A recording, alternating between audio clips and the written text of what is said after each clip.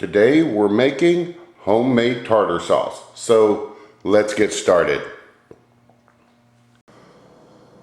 For our tartar sauce, we are going to need mayo, some dill relish, some capers, minced onions, dried parsley, and some white sugar.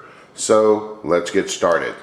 So for our tartar sauce, we are going to start with half a cup of mayo, 3.5 tablespoons of dill relish,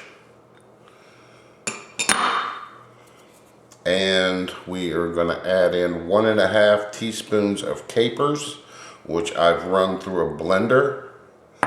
Then we are going to add in 2 tablespoons of minced onions, half a teaspoon of parsley flakes, and half a teaspoon of sugar. So we're going to mix this all up.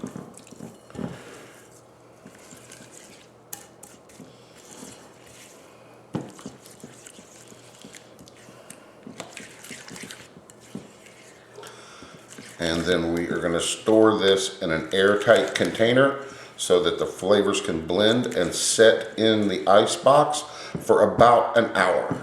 So let me get this going, and when it's all ready to be used, you can use it for a fried catfish, shrimp, or any number of fried seafood items. So let me get this in the container, and we'll be back after it's had a chance for it to sit and marinate. So be back in a little bit. So our tartar sauce has been in the fridge marinating for about 30-45 minutes.